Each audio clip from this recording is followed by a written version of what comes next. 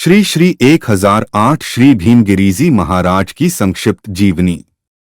देवनगरी सिरोही जिले के शिवगंज तहसील में संतों की धारा सवली गांव के एक रेबारी समाज के राजाजी एवं उनकी धर्मपत्नी कंकुबाई के 5 पुत्र थे। उनमें से सबसे छोटे पुत्र का नाम भीमाजी था। भीमाजी जन्म से ईश्वर भक्ति एवं परमार्थ कार्यों में रुचि रखते थे। बाल्यकाल में अपने भाइयों के साथ गायें चराते चराते बड़े हुए। सामाजिक रीति रिवाज के अनुसार साटा घर में नहीं होने के कारण सेउड़ा निवासी जोगाजी रेबारी के वहां 7 वर्ष तक घर जवाए रहे। ससुराल में भेड़ बकरी चराने जाते, उस समय जंगल में नाड़ी खुदाई का कार्य करते एवं रात को पाणत गेहूं को पानी पिलाना भी किया करते थे। आज भी वह भीमानाड़ी के नाम से प्रसिद्ध है। जंगल में जब वो भेड़ बकरियां चराने जाते, वहां घनी छाया के नीचे बैठकर दिन भर भगवान का भजन करते और बकरियां भगवान के भरोसे चरती थी। यह शिकायत जब उनके ससुर जोगाजी के पास पहुंची, तब जोगाजी अपने जवोई भीमाजी की परीक्षा लेने जंगल पहुंचे। वहां जाकर देखा तो भेड़ बकरियां राम भरोसे चर रही है और भीमाजी रोटी का भात एवं पानी का दीरा पेड़ पर लटका कर पेड़ के नीचे भगवत भक्ति में बैठे देख ससुर जोगाजी ने चुपके से दीरे का पानी खाली कर दिया और भात खोलकर रोटी की जगह गोबर के कंडे साण बांधकर वापस पेड़ से लटकाकर भीमाजी को आवाज लगाई। भीमाजी ने कहा कि आप यहाँ आ जाओ। ससुर जोगाजी ने भीमाजी से कहा कि मुझे भूख व प्यास लगी है, तो भीमाजी ने रोटी भात एवं पानी का दिरा लाकर जोगाजी को दिया एवं खोला तो राटी निकली। फिर दिरा खोला तो उसमें भी पानी मिला। ससुर जोगाजी चुपचाप घर आए। भीमाजी के बकरियां चराते 7 वर्ष बीत गए। भीमाजी अपने गांव सवली आए। घर वालों ने कहा कि 1 वर्ष और बिताते तो शादी का खर्च भी ससुराल वाले दे देते। भीमाजी फिर कमाने गए। अपनी कमाई लेकर भीमाजी वापस सेउड़ा आकार पूरे गांव के रेबारियों को शामिल करके अपनी धर्मपत्नी को बहिन रूपी चुंडी ओढ़ाकर अपने परम लक्ष्य की प्राप्ति हेतु आबू पर्वत की ओर प्रस्थान किया, जहां परम वैभवशाली श्री कानगिरीजी महाराज से समागम हुआ। भीमाजी ने श्री कानगिरीजी से अपना शिष्य बनाने का आग्रह किया।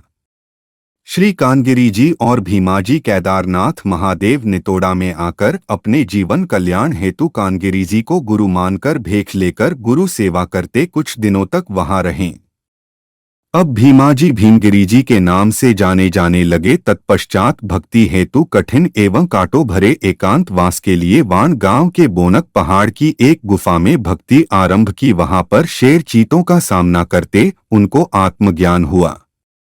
उनका भक्ति रूपी प्रकाश दूर दराज के गांवों तक फैलने से लोगों का आना जाना बढ़ता गया।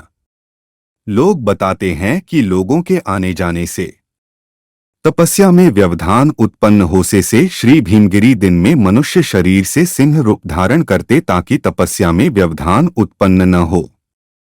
तपस्या करते 3 वर्ष बिताकर अपने घर भिक्षा हेतु वापस सवली आए। घर से भिक्षा लेकर भीमगिरजी साधुओं की जमात के साथ सुदूर पश्चिम में बलूचिस्तान पाकिस्तान में प्रमुख शक्तिपीठ हिंगलाज माता के दर्शनार्थ निज मंदिर में गए, तो एक छोटी कन्या के रूप में हिंगलाज मां ने उन्हें साक्षात दर्शन देकर एक कंठी दी, जिसे महाराज ने आजीवन अपने पास रखी। वहां से महाराज देलदर गांव में अपने आत्मज्ञान सरल स्वभाव एरा ज्ञान प्रकाश से लोगों को सोम शिव हरि का गुरु ज्ञान देते हुए करीब 3 वर्ष वहां बिताए। साधु और निर्चलता भला विचार कर भूतेश्वर महादेव मंदिर भूतगांव में आकर रहने लगे। श्री श्रीमगिरीजी प्रतिदिन सत्संग भजन के साथ साथ वचन सिद्धि होने के कारण एवं उनके आशीर्वाद से कई लोगों के असाध्य रोग मिट जाते थे। एक दिन सवली से डुंगाजी प्रजापत भीमगिरीजी के चरणों में आकर कहने लगे कि मेरे गले में कंठमाल रोग मिटाने की कृपा कीजिए।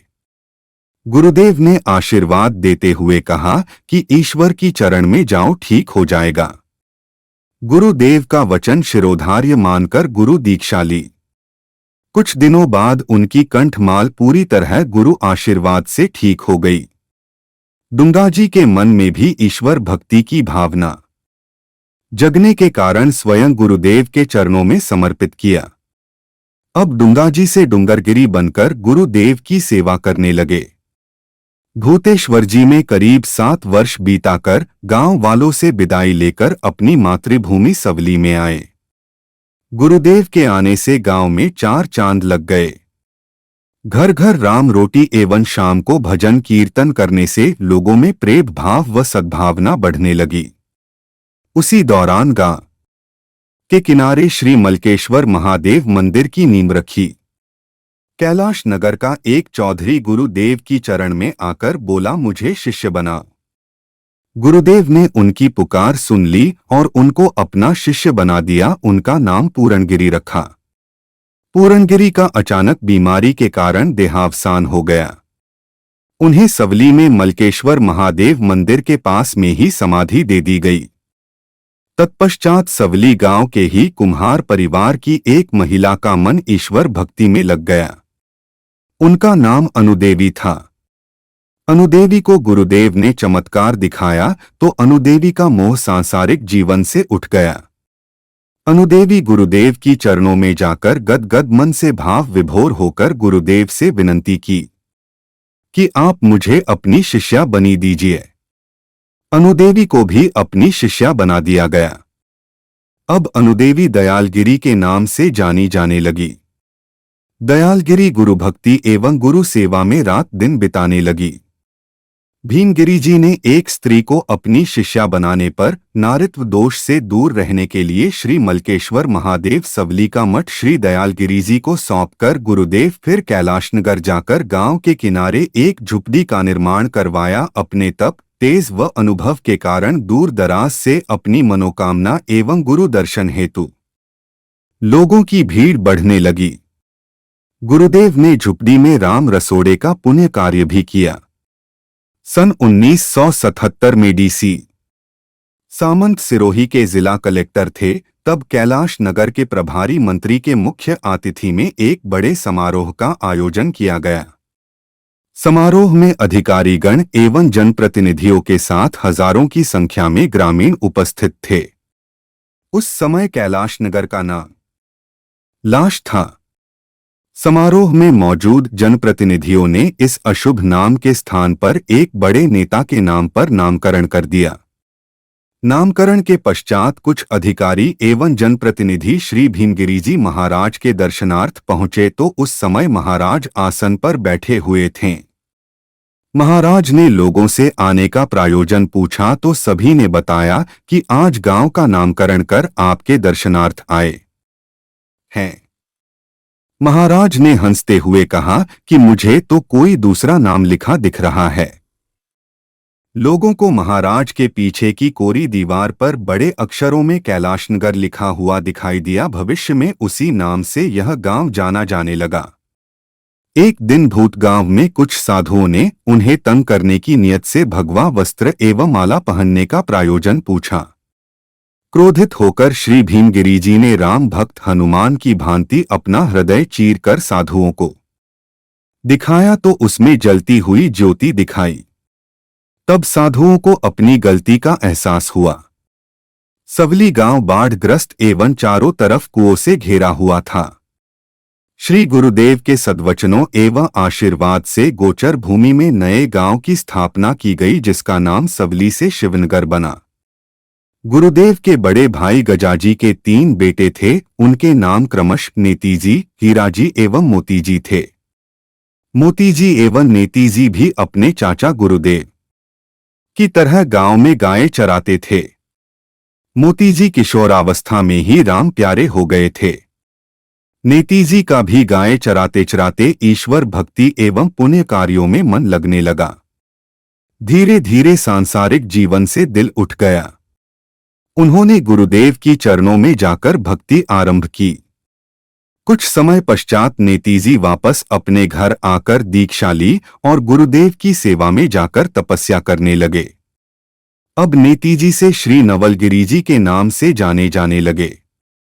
जब गुरुदेव का अंत समय आया तब गुरुदेव ने अपनी समाधि की जगह अपने शिष्य नवलगिरी जी एवं गांव वालों को बताई और ओम सोम शिव हरि का नाम जपते हुए गुरुदेव चिर समाधि में लीन हो गए। और देखते ही देखते पूरा आसमान गुलाल एवं जयकारों से गूंज उठा। श्री भीमगिरी जी अब भीमेश्वर के नाम से भी जाने जाते हैं। गुरुदेव की जीवन बड़े बुजुर्गों से जैसी सुनी वैसी लिखी। सन 1989 सौवलाजी के 30 भाद्रवावदी अष्टमी भीमगिरी छोड़ियो शरीर। लोक उद्धारक महामहिम महात्मा की पुण्य स्मृति को शत शत वंदन। एक श्लोकी रामायणम। आदौ रामत पोवनादिग्मन हत्वा मृगं कांचन वैदेही हर्ण जटायुमर्णम सुग्रीव संभाषणम। वालिनदेलन समुद्रतरण लंकापुरी दाहन पद्माद्रावरण कुंभकनहनन में तद्धि रामायणम। एक श्लोकी रामायण संपूर्णम।